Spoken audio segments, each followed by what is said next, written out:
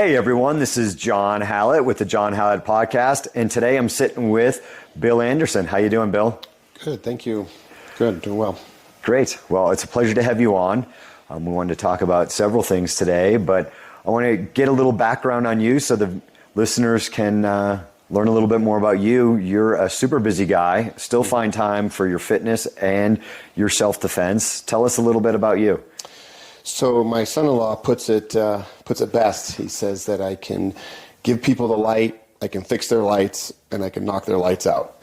So yes, I'm a pastor of a small church, and I've been there for going on 13 years. We own our own electrical heating and cooling business, and then also we teach self-defense, and we do self-defense, and so quite busy. I have 3 grown children and 5 grandchildren, which are always at the house. They all work for us, so even during the day, we're working, and the grandkids are running around, and it's very busy around our house for sure. Yep, that sounds fun. So yeah, I don't think a lot of people would know you're a pastor. You're super aggressive in Krav Maga, but yeah. I look at that as the protector. Yeah, it's always interesting, especially I have conversation with some of those church-going people because you know Jesus turned the other cheek and all this stuff, and a lot of stuff just gets taken out of context. There's a time to turn the other cheek, and there's a time to protect. And I often ask people who say, "Hey, turn your other cheek," and it's like, so if your wife or your daughter was getting raped, would you turn the other cheek? It's like, no, you wouldn't. Yeah. You're going to defend, and I don't think God wants you to look at that and go, "Oh, I'm turning the other cheek." There's a time to step up and be that protector. We'll get into this in a little bit, but man was created to tend and to keep the garden and to overcome and subdue the world. That's what Adam was given charge of there at the very beginning. And it's interesting when you look at that, subdue and overcome the world. What does that mean exactly? So I don't think being a passive person is really what it's all about. It's about insurance, and it's about being able to protect yourself and to go home safe. And you look at a lot of people, even through the Old Testament, they were warriors for God. And even there in the New Testament, Jesus says, "Hey, pick up your sword, and it's time to go to work." I believe that when it's not life-threatening, or somebody's just calling you names, or somebody maybe spits in your face or something, yeah, we can turn the other cheek. But if somebody's going to threaten my life or threaten my family's life, it's time to pick up that sword. Yeah, absolutely. I often will ask the kids when they can use their Krav Maga skills, when can they punch somebody, when is it right? And sometimes you're like, they just don't get it yet. And I think, that's a little bit of our society presently. They just don't get it. And I'm like, what's going to happen to all the good people if the good people aren't willing to use essentially violence? It's an awful thing. I always tell the kids, it's an awful thing to have to punch somebody and hit them. The body's not designed to get hit. It's a terrible thing to see and have to do. But if that person's going to do harm to me, I can't just sit by and ask them to stop. There's a time for every tool. I think that's very important for our kids to be learning to stand up for themselves. There's a huge bully problem these days. I talk to parents all the time, and it's a zero tolerance, yet there's so many kids being bullied, and the schools have a zero tolerance. I always say, if you stand up to that bully. And attackers are looking for victims, and you don't have to be a victim, right? There's a difference between being a victor and a victim. Absolutely. And walking in confidence and just carrying yourself correctly. And I think that's what Krav brings to the table mostly. You eliminate a good 90% of the potential threats out there just by the way you carry yourself and being aware. Yeah, that confidence. That's a game changer. Yeah, people really, they can see that. They don't want to mess with anybody, and just having confidence and not being afraid is a huge thing. Right. I remember a time I was walking with a childhood friend. We had reconnected kind of in our early 20s, and we were in Providence, Rhode Island, not always the best section, especially it's a little bit nicer now these days. It's been a while since I've been back there, but there's some biker bars and some things of that nature. And I was walking with my old friend and walking past these bikers, and she's like, I've always been with guys that would go on the other side of the street and walk by. You just walk by and like, just acknowledge them. Like, I'm not like, hey, how you doing? I'm not going to be afraid and weak of you, but I'm not going to be messing with you either. Right. And that confidence, shows through. And, hey guys, a woman loves a confident guy that's, going to protect her and not run to the other side of the street. So. Right. Yeah. I mean, there's just been 2 instances just this year where some things happened. One was with Union Station with my wife when we got off the train. And she had bought some things up at Glenwood Springs and was carrying them in a little shopping bag. And out of the corner of my eye, I saw this homeless person coming right towards the bag. And all I did was step in front of her. And she veered off and circled around and made some comments to herself, and then tried to come in between us and grab that bag. And I grabbed my wife and pulled her into me. And she's like, well, what are you doing? I says, you don't see what's going on right now? And I says, this lady's trying to take your bag. And none of that, she was totally clueless to all that. But, there was no violence in there. I was just aware. Yeah. And I got in the middle. And then we had it later this summer where we went to the Rockies game for Faith Day. And I had my church with me. And there's, we had a couple young girls that are with us in our church. And we were walking back to our car, and I noticed this guy walking right at us, and he was just eyeing her, and I just stepped right in front, and kind of was that buffer between me and her, and he veered off and started talking to himself too again, but these people are clueless to that. And I was actually talking to her mom a couple Sundays ago, and I was like, do you remember? And she's like, I didn't know, had no idea that happened. And it's like, yeah, it's just being self-aware. It's looking around, of your surroundings and noticing these potential threats and just intervening right there. There was no violence in either one of those, but I stopped a potential incident from happening, whether it was just taking our bag or being stupid to a young teenage girl or whatever. But all those were eliminated just because of my Krav training, and there was no punches, there was no kicks, there was nothing done, but just that self-awareness. Yeah, it's just that being aware and looking around. I think people are just so clueless. Like, get out of your phone. Yeah. There you go. There's a self-defense tip for you. Right. Get your face out of your phone. Stop scrolling and being aware, especially when you're out. I was just at the Kevin Hart show this past Sunday up at the Ball Arena and taking the light rail, and you've got to be there. Are some sketchy people on that. Yeah. And you've got to be aware of what they're doing, who's getting on and off. You don't want somebody to get on the train and just be oblivious. So I think that's just awareness, where so many people are not aware. My wife will constantly like, you're quiet. And I'm like, I'm scanning the crowd. Yeah. I'm like looking around, and I like to people watch anyway, so it falls right into, being aware and checking your surroundings and, what could be a weird situation coming up. There's plenty of those. So yeah, it makes it hard to be in crowds anymore because you're on high alert, and it's super stressful for me because I'm just on that pivot. And then there's that fine line where you don't want to cross it, where you look like you're looking for trouble, or you're scanning the crowd or whatever. You got to learn that balance of looking normal. Yeah, looking normal.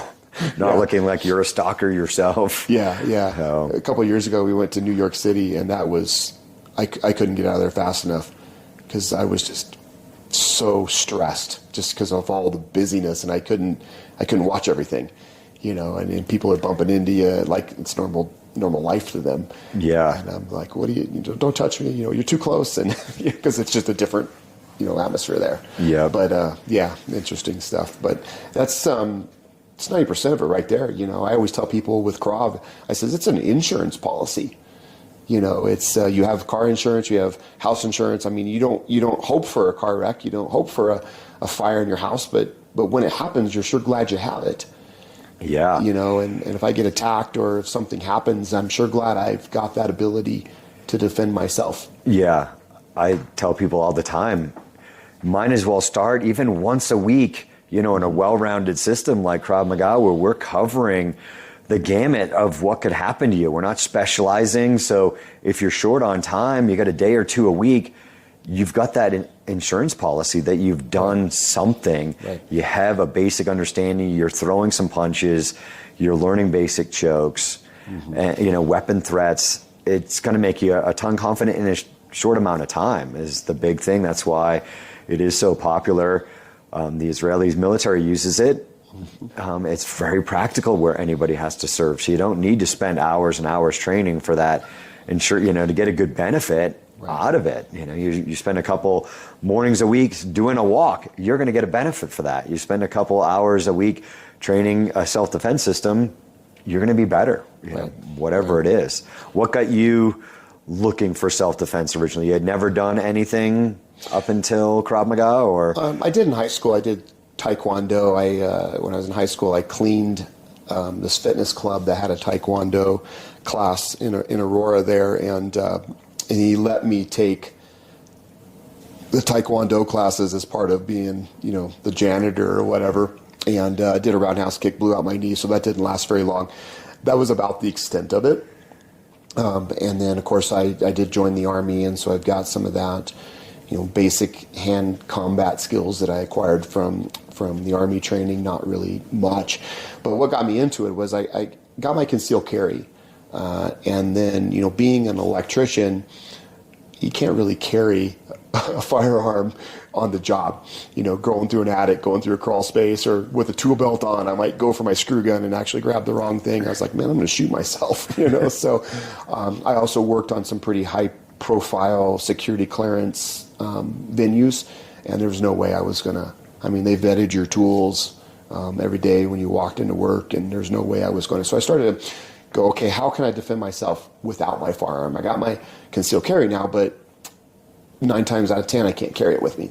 So what can I do? And so I started searching on the internet how to defend yourself without a firearm. And that's what led me to Krav Maga. And so that's how I got into it.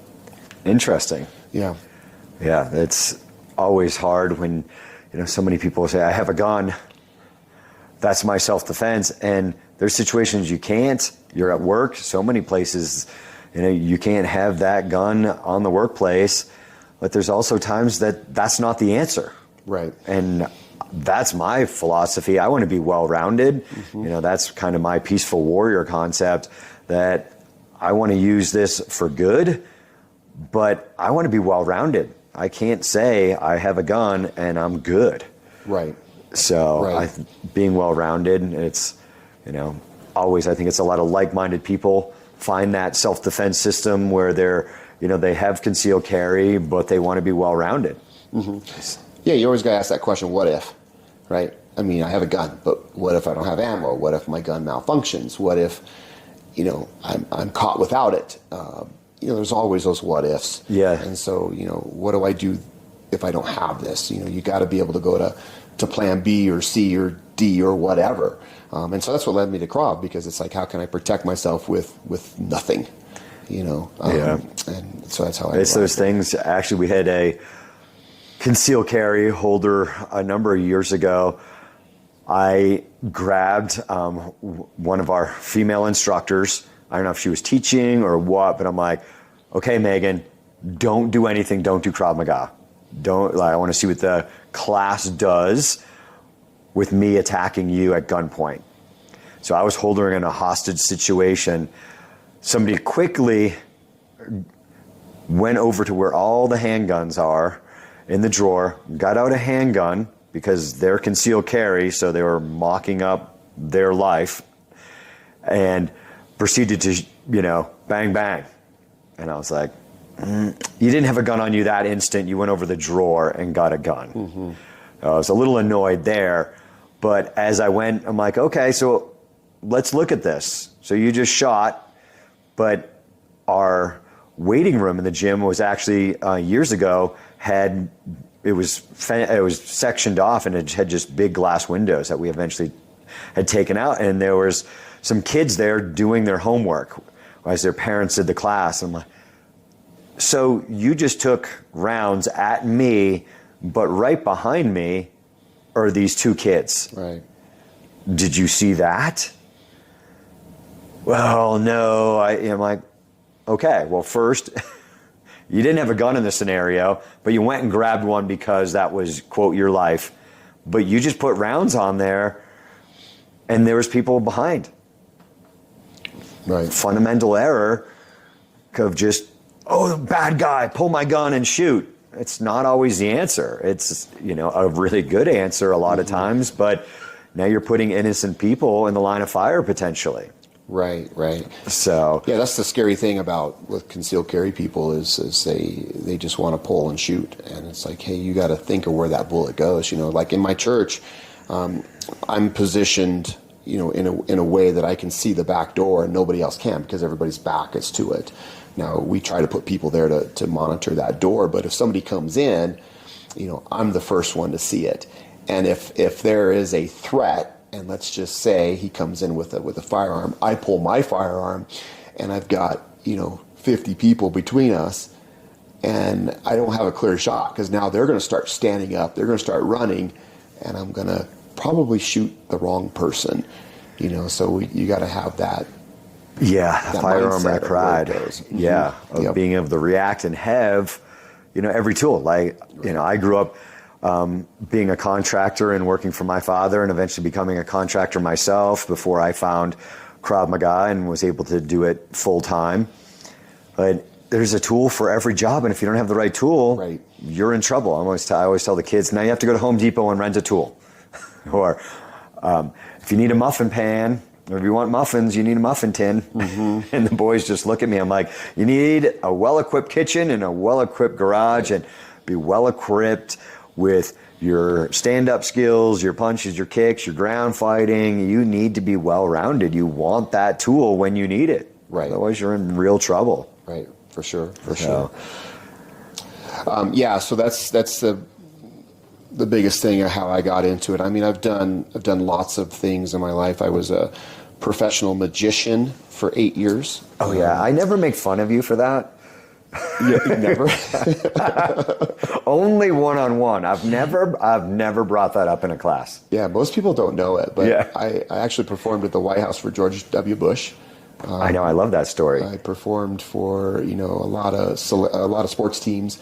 We were offered a couple of TV shows, turned them down because right around that time I got offered to take over the church, and I couldn't tour. I would do 500 shows a year, touring all over the place. And wow. I got some crazy stories with that because we would tour the lower region of Texas, literally a mile from the border, the Rio Grande Valley.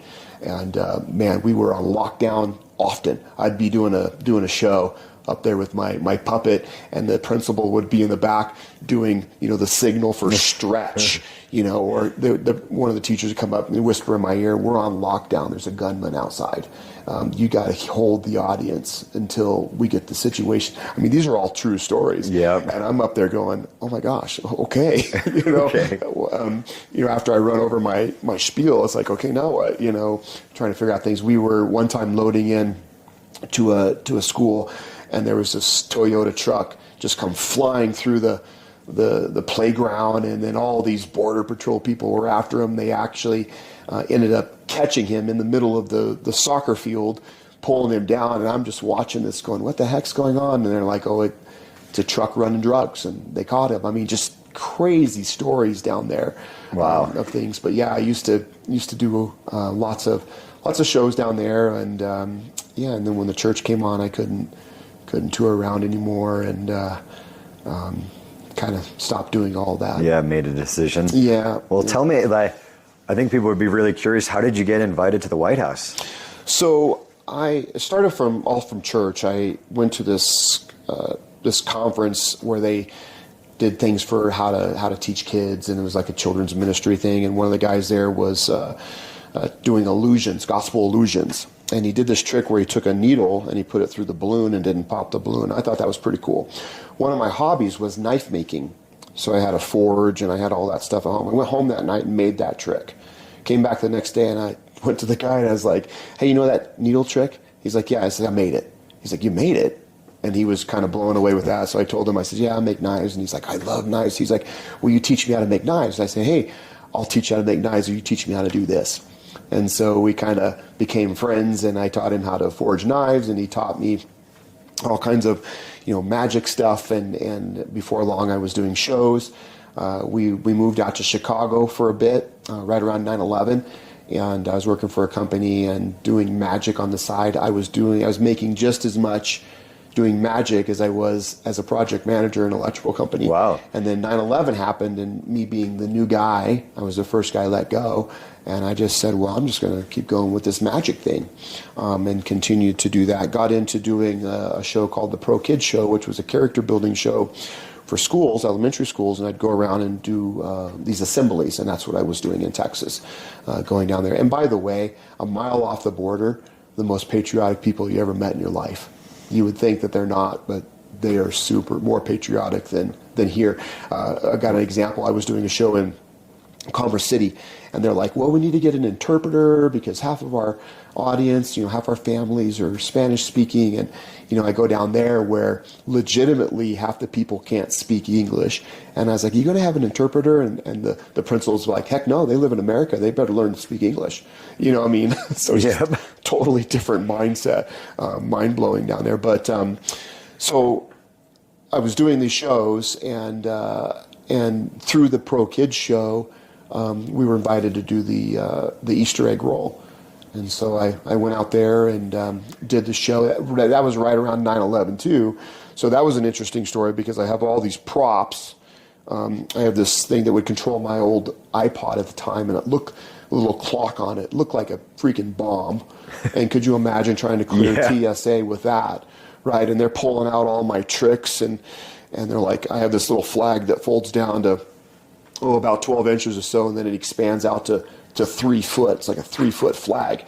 And they're like, what does this do? And it was just crazy stuff. But and there at the White House, I met the producers for a couple of the TV shows that I got invited on. And so, yeah, it's just kind of how it all came together. But yeah, I was invited through that character building group that I was with the Pro Kids Show. Yeah, that's awesome. What a privilege to be able to say you performed at the White House, just let alone go to the White House for an event, but to perform for the White House, that's fantastic. Yeah, that's crazy too, because I'm there on the South Lawn, and you're looking around and you see snipers on the top of the buildings and in the trees.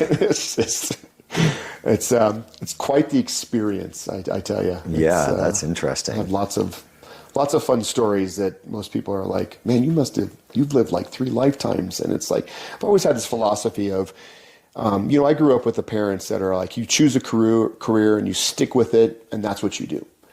And I was like, I want to do what I want to do. And so if I got a whim, I'm going to be a magician, then that's what I did. I just went and did it. I wanted to do it, so I went and did it. Yeah, and changed. I think that's, one thing when I started Krav Maga, that my father didn't really think it was a legitimate thing. Yeah.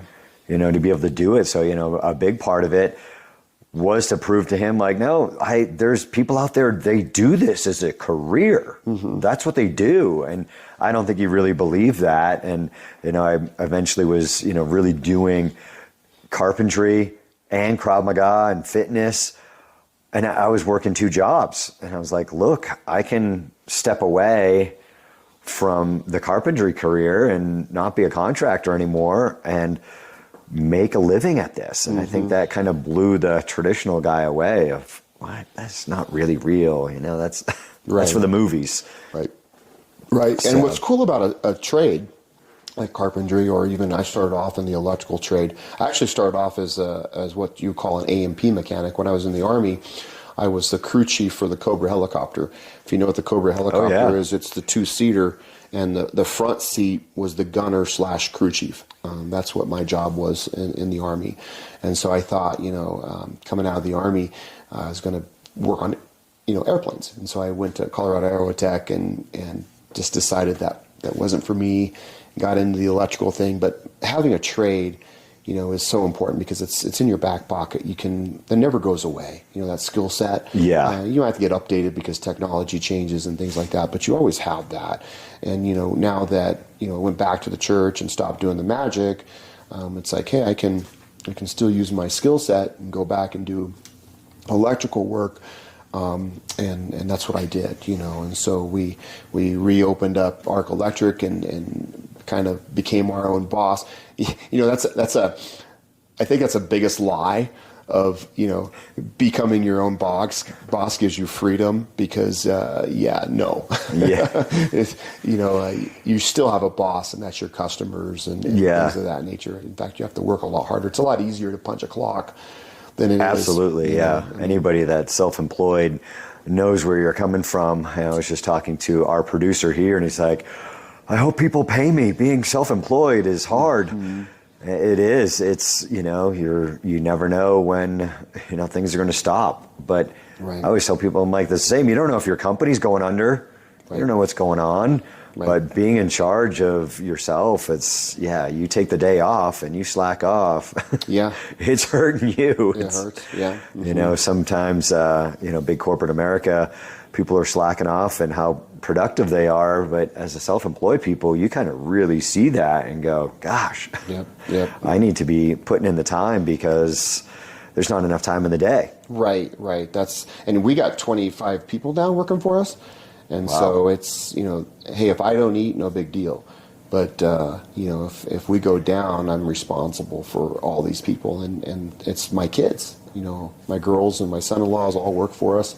And it's like, that's a higher degree of stress because I gotta keep them going. Yeah. I can't let them down, and so it doesn't stop. It's 7 days a week, 24/7. Me and my wife will sit there and it's like, even last night, 8:00 at night, we're sitting there watching the TV and stuff, and she's talking business, and I'm like, we gotta have that boundary. You gotta stop.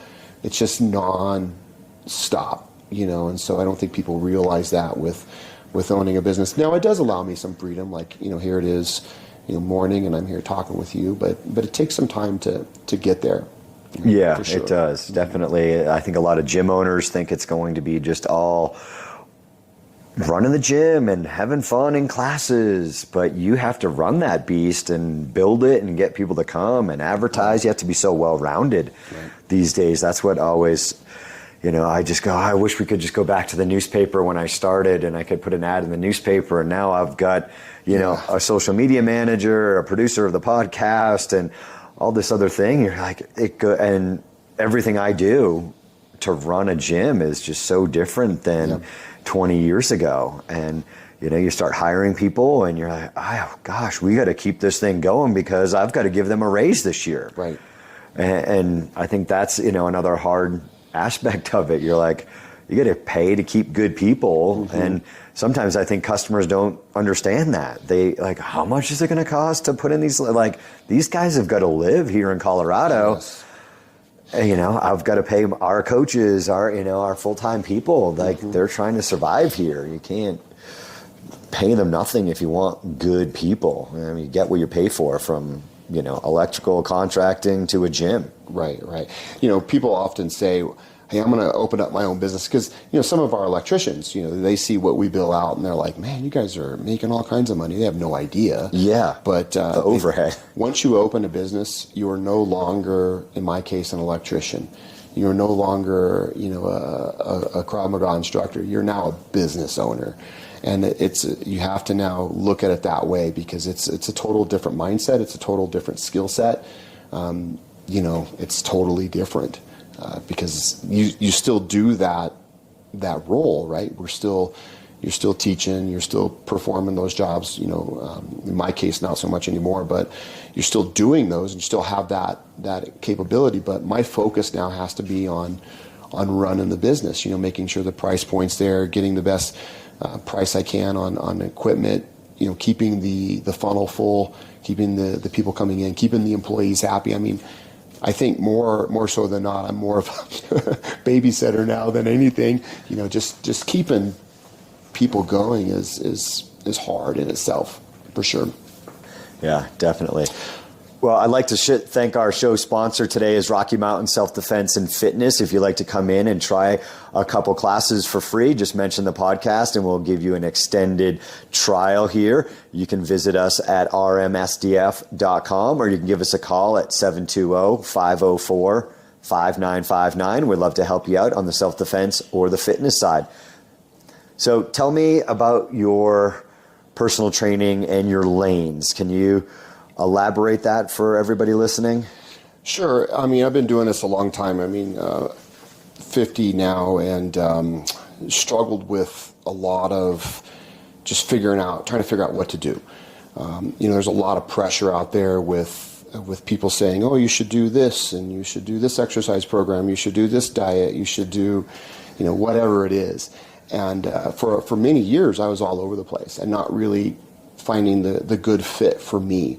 And I think lately I've now kind of zoned in on that and just found purpose of why I do things. And I call it my lanes, and it's an analogy to driving down the road.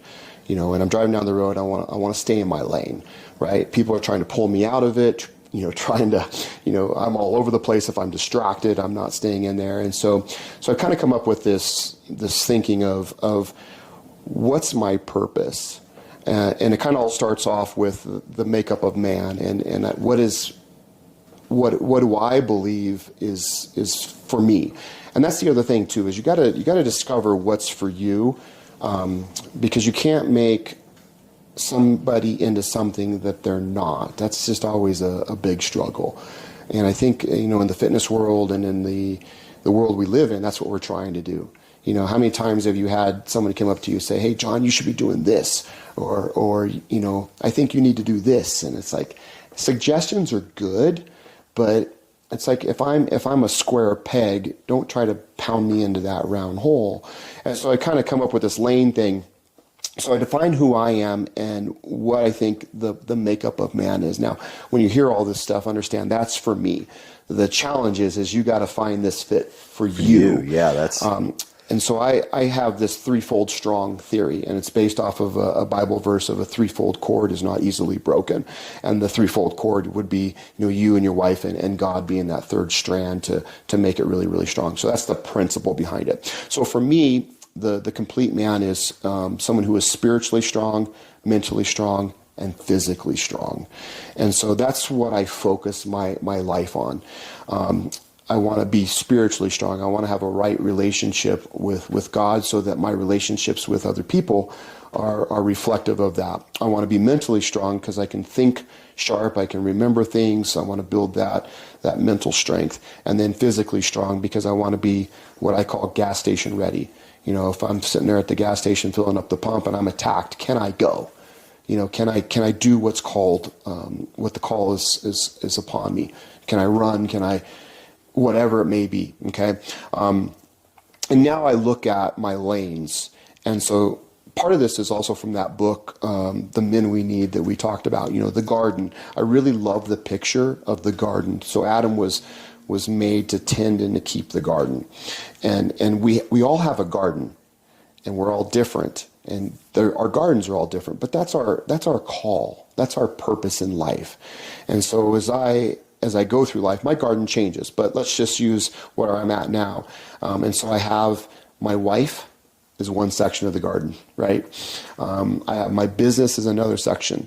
And then I have my church is another section. So in the garden picture, you get the tomato plants, that's your wife. You got the whatever, that's another section. So now looking at that garden, I need to tend and to keep it. So I need to make sure that my wife's and my relationship is physically strong, spiritually strong, and mentally strong. And so when I decide to do things, does it fit within that lane? Okay? Anything else is a distraction. There's a difference between a good work and a great work. And I tell my church this all the time. I says, hey, a good work is feeding the homeless downtown. It's, building wells in Africa, giving people chickens and cows in Africa. Those are good things. Nothing wrong with that. But what we do is we get so hyper-focused on good things that we forget the great thing. The great thing is what our calling is right now. And so I could be doing, let's just say, CrossFit or BJJ or boxing or whatever.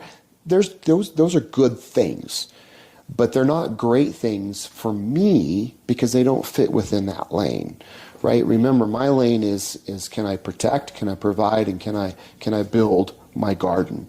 And so when it comes to my wife, is BJJ going to help me defend my wife? Yeah, maybe. It's a good thing. But the Krav is a great thing because now I'm able to protect her. And so that fits in my lane. Okay, how do I work out? I used to do CrossFit for you guys, and it was interesting because I was a CrossFit trainer, coach. Yeah, for a long time. But I wasn't doing it because I didn't care what my deadlift was. I didn't care how many thrusters I could do. I don't care how quickly I can get through a particular wall. That wasn't fitting my lane anymore. My lane now is hey, am I able to physically work? Can I crawl through an attic? Can I pull myself up? Can I lift these things? Can I win a fight if my wife gets attacked? Can I defend myself if I need to? That became my focus. So the good, CrossFit being good, BJJ being good, let's turn those into great things and let's hyper focus on those skill sets.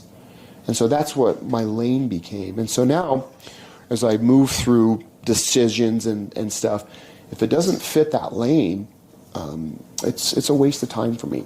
Yeah, that's, it's interesting how we both kind of came to similar positions on fitness. I really loved CrossFit. My wife, loves it more than I do, and loves chasing that clock. But where we switched to Project Fit, going, I just want to be strong and well-rounded in my fitness and strong when I'm older. I don't want to be hurt when you're doing something so fast and trying to chase a time and just trying to be faster. Mm-hmm. And so many people got caught up in that time, and they disregarded the most important thing was proper form. Right. And that's where we try to rein people back in and go, have good form in your technique, have some measurable things, but we want to be strong and healthy as we get older. And that's where, we've kind of mixed things up where we have, our strength days and things are different. People are like, it's similar to CrossFit. We had, there's a lot of good things that constantly varied functional fitness, but I just felt it wasn't going in the direction I did it for 13 years.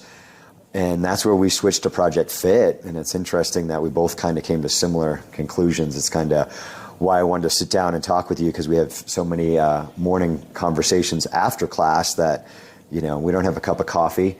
And I'm like, really, we should be sitting down for a cup of coffee and talking about these great things and just the way we look at protecting our families, right. What type of men we are. I'm always trying to improve, and that's why I love our conversations, because I think, some people get tied in to, they hear something from the Bible, mm-hmm. and you're like, take it for what it is for that person and put it into your lane. Right. If that's not your thing, because it's all so similar. There's so many things that I was just like, what's the difference? Just like, we're talking before of, elections and political issues, people are really more closely aligned than they think, right. But they just go off and be like, what, the garden?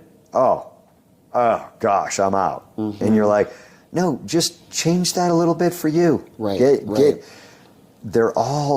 Everything is just so close. That people get turned off immediately and so offended. And you're like, take it for what it is. That's what I always take people at. I'm like, what can I pick up something interesting from this person? Can I get one little thing that might improve me as a person? So I think, it's interesting that you've kind of morphed that way and, looking at, being able to run a business and not mm-hmm. crush yourself and be able to play with those grandkids. Yeah, and that's how I got into fitness to begin with. I mean, I've got pictures of when I started here, and I was a big guy. Yeah, you had some big pants. I still got those clothes, and I'm like, what am I going to do with this? I think I need to find somebody to give these to because they're just so huge. But it was when Obama was in, and the whole Obamacare was coming out, and I always kind of made a joke. I says, well, my Obamacare is going to be my garden and my fitness, right? And that's when I really took matters into my own hands, because it's I tell my electrical employees all the time. I says, we always have to be in control of the situation, right? And it's like, you got to be in control of your life. You got to be in control of your situation. And you got to take your health and your security and your everything, and you got to be in control of it, you know, because you can't allow other people to do it, because again, they'll steer you into some other lane that you shouldn't be in. You know, just one more quick funny story. When I would do school shows, I would tell stories from the Bible in my public school assemblies. The Good Samaritan story is a great one, and I changed it, obviously. I would say once was a man from the land of yellow, and he was walking through this land, and somebody attacked him because he was, you know, from the different land. And I'd have teachers come up to me, and some teachers that knew the story would be like, I know where you got that. You know, they kind of whispered off the side. Yeah. Then I have other teachers go, that's a great story. Where'd you get it from? And I was like, oh, the Bible. And they're like, oh, you can't be doing that stuff here. Well, just a second ago, you said it was the greatest story you ever heard. It's a great story. Yeah. And it's so, and I'd always ask people, because I'd have this a lot in schools, and they would say, and I would say, so are you telling me you have a problem with honesty, with doing the right thing, with taking care of your neighbor? And they're like, well, no. And I'm like, that's all I shared. That's all I shared. Right? What's the problem here? But they get, to your point, they get so hung on a word, and that just derails them. Right? Yeah. I mean, years ago, I always, you know, for years, when we did CrossFit, I had a guy that hated CrossFit. And we, in a Krav Maga class, we did, and it was a really short little AMRAP. I can't even remember what it was, but it was a named CrossFit girl workout.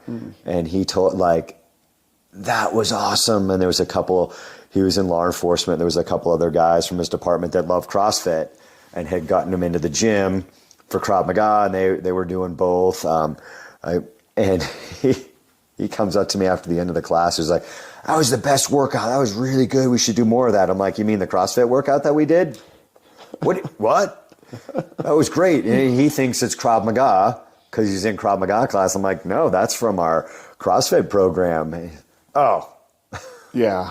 Well, I still don't like it. No, I don't like it anymore because you labeled it. And, you know, again, there's nothing, I'm not going to sit here and say, don't ever do CrossFit, because that will violate my own advice, right?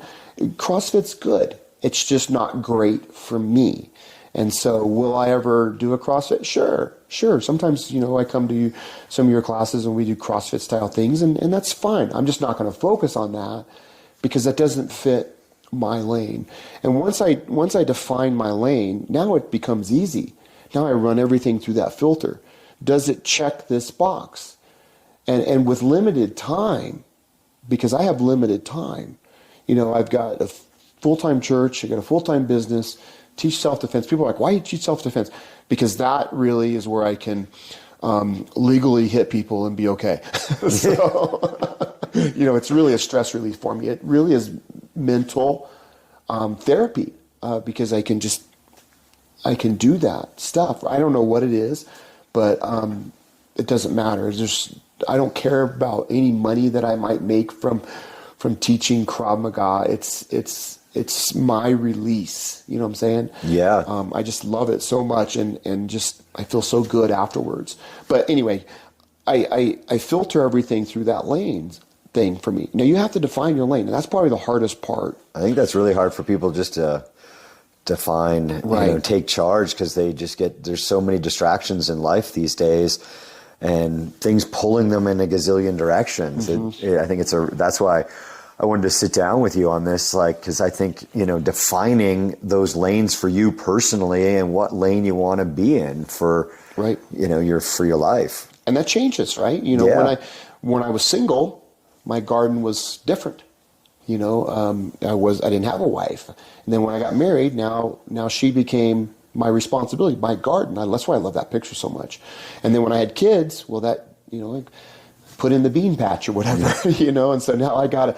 And it's a perfect analogy because, you know what, if you don't tend it, if you don't take care of that, the weeds grow. If you don't go pull the weeds, they'll choke out the fruit.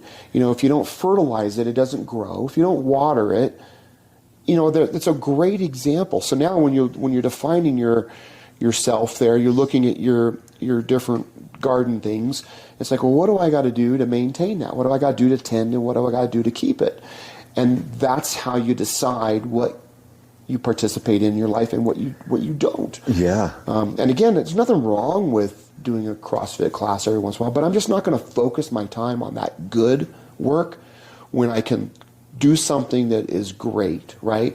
And I need to be able to provide for my family, right? And for me, I need to be able to build something, right? Fix something. That's just me again. And then I need to be able to provide, I need to be able to grow something, I need to be able to preserve that stuff, and then I need to be able to protect. I got to defend my life, defend my family's life, or I might have to kick somebody's butt, And so everything gets ran through that filter, and now my training is, okay, does it help drive me in that lane, right? Do I care what my one rep max in the deadlift is in winning the fight, in building something, in growing something? And the answer is no. Now, being able to perform a deadlift, sure, but it's a different perspective. I don't care how much. Yeah, or how fast. I just care, can I do it, right? And anymore, I've really abandoned a lot of that stuff, as you and I have been talking, and I've really focused on just the calisthenics and even just isometrics, building those tendons, because I'm tired of being hurt all the time, and that's the other thing too, during those CrossFit days, I'd be like, yeah, I'm so fit, I'm so healthy, but I can't get off the toilet. It's like, well, if I needed to go right now, could I go? No, because I'm sore, or because I tweaked my back, or I tweaked my shoulder and I can't perform. Now I'm injured, like right now I'm injured, had nothing to do with any of my training, by the way, it's a totally separate event, but I haven't been able to coach. I haven't been able to come to a class for I haven't been able to work out for 3 weeks now. And it's like that one decision now has hindered me from the great work that I should have been doing for the past 3 weeks. Yeah, exactly. It's hard. Things pull you in directions and, focused. Yeah. When I found Krav Maga, I got super focused on that, and I stopped working out the way I was. I mean, I was doing my Krav Maga workouts, push-ups, calisthenics, and I kind of had forgotten about my kettlebell stuff, and then had stumbled on CrossFit. But there was a lot of years that I had veered off, that streets that was right. more well-rounded, where I've come back to. In the last 10, 12 years of maybe longer, I don't know, we're both getting older, but at least I don't have 5 grandkids. You're a grandpa. So every time you say, am I a day older than you? Is that what I think so. Or no, a month. A month. Yeah, you say I'm older, but hey, I don't have that grandpa attached to me yet. Yes. Yeah. So I can hold that and the magician thing over you. Even though I did do magic the other day in the teen class, they thought it was super funny. It was just like distraction. Look over here, hey, and they thought it was hysterical. I'm like, distract him. It's like, look over here and kick him in the groin. Misdirection. Yeah. So yeah, it was that little Krav Maga misdirection, but I took it as be a magician. So. Yeah, it's funny because there's a lot of shirts, in the electrical field that says, I'm not a magician, I'm an electrician, because a lot of people expect you to pull off the miracles. Yeah. Well, I can't really wear that shirt because I am. Yeah. But that's why I love that garden picture, because you just nailed it, right? You neglected a part of that garden, right? You didn't water it, you didn't tend it, and now you got to go back and you got to. Yeah, you had to build up that basic strength. God, I hadn't, done a back squat, and I hadn't been deadlifting. I wasn't doing those. I was doing all calisthenics, and that's where, I like our Project Fit, that it's well-rounded. It's more diverse than our old CrossFit program. You know, the focus is like, go at a good pace for you, you know, push yourself, but every day doesn't have to be this max effort, chase the clock, try to beat your time. Because I think, you know, people like ourselves that are driven, sometimes, you know, a program like that of trying to get better, we end up hurt. Because I ended up hurt or tendonitis and, you know, pulled muscles of having that, I'm going to chase that clock, I got to do better. Yep. You know, I think, you know, some people, it really hurts them because they are so driven. Right. Versus the person that can't get out of the couch, you get the person that overtrains or just pushes it too many times. Right. So, I mean. Yeah, I can't work out next to you because I'm like, no, he didn't do that. Oh, okay, now I got to do that. Checking the ego is always hard, right? But, it is super hard. Yeah. But that's, you know, so like going back to that lane thing, you know, when I work out, I have a power day, I have a speed day, and then I have a strength day because that fits that in there, right? Because, you know, hey, in order to I got to be able to move, right? Punch fast, move fast. That's a big problem I've had throughout my whole crowd thing is, you know, I'm not that Ferrari. You know, I'm not like you. You know, I'm more of that Mack truck. Just stand there and get hit and wait for my shot, and then I'm going to end it. You know, and that's something I've really been trying to work on is getting a little bit more faster and fluid. So I have a speed day where I just focus on speed, and then I have a power day where I just focus on power, and then I have a day where I just focus on strength building. And so again, even now my workouts, right, are all focused towards my purpose. And it's not all just Krav. It's can I go out and build something if I need to? Can I go out and repair something? Can I crawl through a crawl space? Can I get under a cabinet? Hey, if I fall down off of a roof, can I get myself back up? I mean, that's how I now live my life. But the hardest thing is defining that lanes, and it's not really that hard if you just picture the garden thing. The challenge is you don't want to have, you know, a big garden. You know, you got to really be mindful of it. Yeah, then you're going to have to hire employees, and now you're babysitting. Now you're babysitting.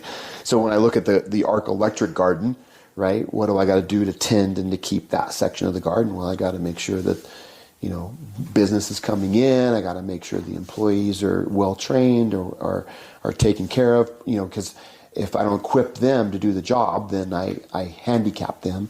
And so that's now how I live in that world.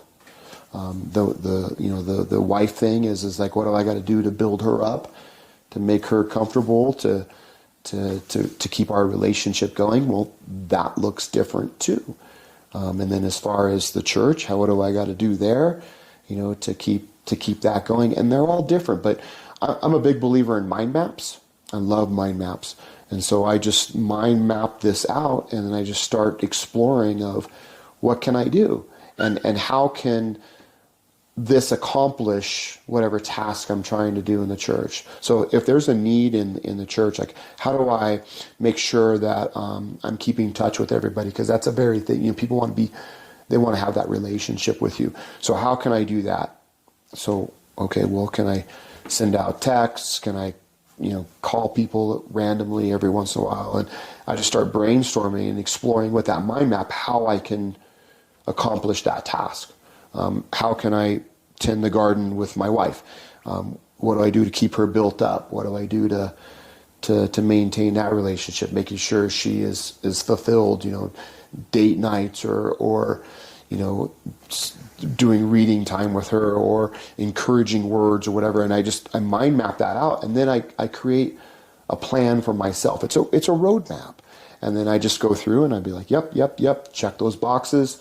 And making sure that I do it. And then as far as personally, because none of this will make any sense if you don't take care of, you're the first priority of the garden, right? That garden is first you. You have to be a good steward of you, right? So now I go back to that, hey, am I mentally strong? Am I physically strong? And am I spiritually strong?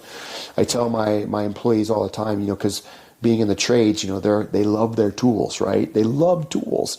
Now, there's some guys that love it a little bit more than others. You know, they polish them up. They have a place for everything, and you got other people just throw them all in a bag. But they take care of their tools because they know how valuable. You know, they can't drive that nail without a hammer. So they take care of that hammer, right? And I always tell the guys, I says, you're the most important tool, right? Without you, none of that works. And so, I even pass this on to my employees. It's like, you got to watch what you eat. You got to exercise a little bit, because you're your best tool. And so now, if you don't take care of yourself, then you can't take care of any of those other areas of your life. So it all starts with you, but then you take what you're doing for you and just plug them into those other areas, and you'll be amazed at how simple it actually becomes. Yeah, like once you build a habit and do it, yep, it gets easier and easier. Like right. People are like, how do you work out so much and you're self-employed and you work this many hours? It's just part of the routine. Right. It's part of tending that I've got to go over here and tend that. Right. I've got to work on this. It's all set forth right in front of you if you just put your mind to it and make time for it. Because I think people waste a ton of time. Right. And then you get complacent and you get lazy, and then it all falls up, and then you got to go back and pull those weeds. Pull the weeds, refertilize. If you're not paying attention to your wife and you don't take that time for date night and treat her like a girlfriend and not get stuck in those routines, it's just growing weeds and trying to keep that relationship going. I think all the time, my wife pushes me at something I like, and I'm always trying to be a better man for her. Right. I'm constantly thinking of her and keeping her happy and what fun thing can we do, and it's just got to become part of the lane.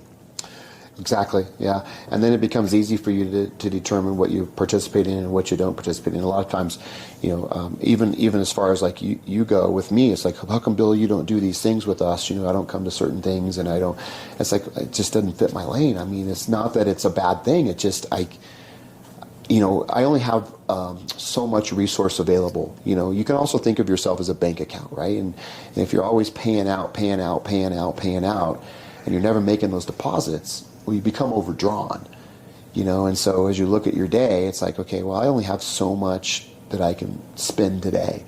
And it's like, what am I going to do it on? And it's not to say that those things, again, aren't good. Those things are good. But if they don't fit me, then something gets neglected. And, I'll participate in those things every once in a while, but if I get hyper-focused on them, well, there's only so much time in the day. Yeah, exactly. And you're like, hey, that gym function, I've got this over here. I've got to spend some time with my wife and my kids, whatever it may be. And I'm like, I totally respect that, because I'm the same way. Sometimes I'm like, I don't really need any more friends, is what I'll tell my wife. I'm like, I have plenty of great people around me. Do I really want to pursue going to dinner with these people? I don't know. It just seems like a waste of time to me. Yeah. Like, I would rather spend time with some other friends or tend another, because if you neglect those friends to go to a random dinner or whatever it may be, I make those same calls. I mean, I'm also an introvert, so my wife sometimes thinks that's an excuse, but, I've definitely pushed myself, out of my boundaries a lot in our relationship, because she is not anywhere close to an introvert. So, and that, you can view that differently, right? So you can say, hey, I don't need to go to dinner with these people, speaking to your wife, but if that's what she needs, that's you, in essence, tending her garden. Yeah, absolutely. By going to her. Yep, absolutely. So I totally got to remember that. I have to psych myself up. I'm like getting myself ready all day. Like, okay, we're going to go to this dinner party or whatever it may be. I don't know these people. But she needs that. She loves it. So I'm going pushes me outside of my comfort zone. So I look at it as a good thing. But it is what she needs, so I do tons of things of that nature, to tend her garden. Right. And it's as simple as that, but it's so simple that it's hard. And I think the hardest step is just really defining yourself. We can kind of end with this one last story. I had just recently, we went to a function. These people own a restaurant, and we've known them for a long, long time. And we pop in every once in a while. One of my daughters actually works there on the weekends, and so they're family friends, if you will, And so I was there, and the owner of the restaurant, she lost her husband and recently got remarried, and he came up to me at one of our grandchild's birthday parties, and her name is Elise, and she was like, Bill, tell Steve what you do, because gosh, you just look so good, and Steve's like, yeah, what do you do? How do I look like you? And so I proceeded to tell him, hey, I do this and I do this and I do this. And then he proceeded to tell me, well, that's not right. My doctor says you should do this. And, I think you should do more. I think you need to run and you need to do a lot more cardio. And I looked at him, I says, are you kidding me right now? This is literally what I said to him. I says, you just asked me what I do because you want to look like me. And now you're telling me what I do is wrong? I says, why are you asking me that question? He's like, well, I want to look at you. I want to look like you.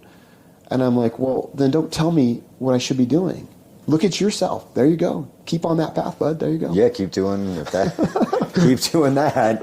But it's a perfect, kind of story, because people always want to try to pull you off of your path and try to get you to do something else. Or my favorite thing too is, well, the doctor said, just because you have a doctor behind you doesn't mean you know what you're talking about. Yeah, so many times those guys are the worst cases of physical fitness, and they're out there giving advice, and they're not even taking any advice on getting out there and working out. And And so what do? I look at people who are in their 60s, who are in their 70s, like I think you and I talked about Steve Maxwell. The guy's in his 70s, and he's doing crazy pull-ups and nothing really, stupid, but he's doing pull-ups, and he looks really good. And I'm looking at that guy going, you know what, I'm going to take advice from him,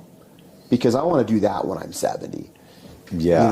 And so when you look for people for advice, look for people who are living it, who are doing it, not somebody who has studied it. Or people are like, oh, you're a master electrician, and I just passed my master mechanical. You're a master. And you know what I say to them?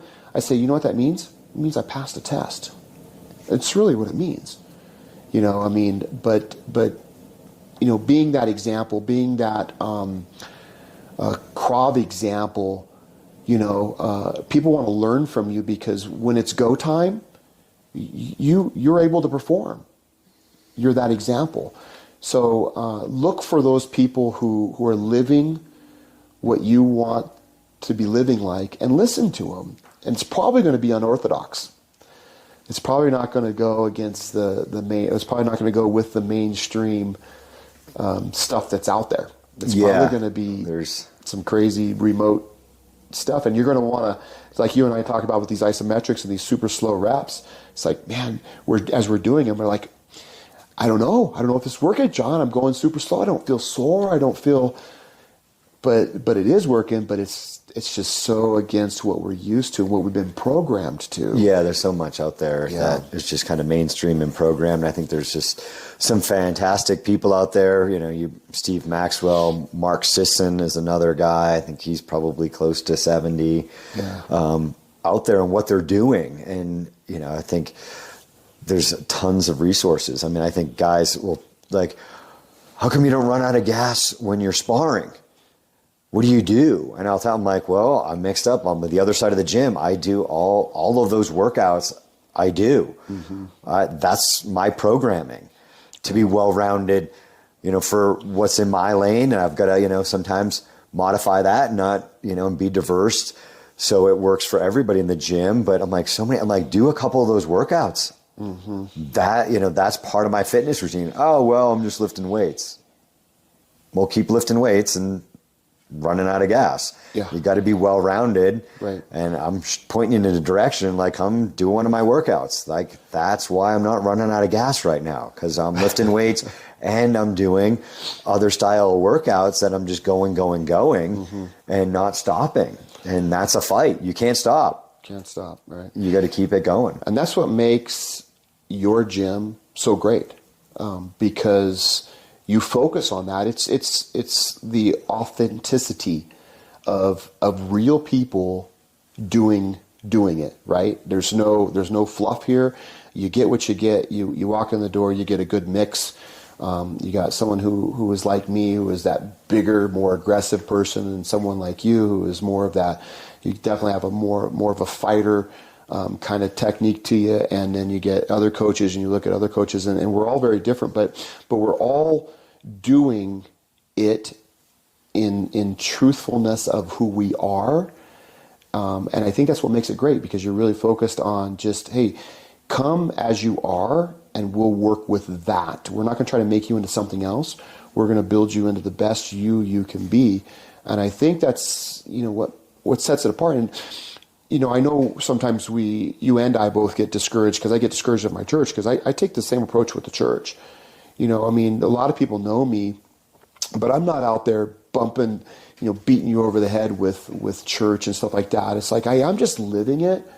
And I hope that my example maybe intrigues you to ask a question, right? You come to my church, I'm going to teach the Bible, but I'm going to teach it, and I'm going to be straight up in your face with it. And a lot of people don't like that. And so a lot of people don't like to be confronted with the weaknesses that they have when they come to this gym, and they just want to be on that trend, and they want this false puffing up. But that leads to disaster in both areas, the church and here. And I think it's a diamond in the rough in both places. And I think, I wish more people would realize it and see what the opportunity is here, because you have that with all your coaches, and that's the atmosphere that you've created here. And that's why, if somebody hasn't given this a chance, they should come and give it a chance. Well, thanks. I think that's a great place to end. And you really put it better than I could. I'm here trying to build people up, and it's that diamond in the rough, like you said. Mm-hmm. I love helping people. All the coaches here love helping people get better at whoever they are, because you can be the Mack truck, you can be the smaller person. It doesn't matter. We all have to protect ourselves, be fit, be stronger individuals, because you're going to be better. I mean, recently I had a mom that was doing our fitness class, and the kids told her, "Mom, you're so much happier the last couple days." And she's like, "Oh, yeah, you're working out. You're a better person. You're a better mom. Yeah. You're a better dad," because she tended her own. She took some time for herself as a busy mom to get in for a 45-minute workout. Mm-hmm. And you're happier, lo and behold, because you're not letting those weeds grow. Right. So we'll wrap it up. I would love to have another conversation. If you guys have comments, please leave those in the comments. Or if you have any questions, leave those in there. We'd love to address those. So you guys can find us at rmsdf.com. You can give us a call, 720-504-5959. You can visit our online training portal at ClearSky.Training. And of course, we're on all the socials as RMSDF and ClearSky.Training. This is John Hallett with the John Hallett Podcast. Thanks for listening. We'll talk to you next time.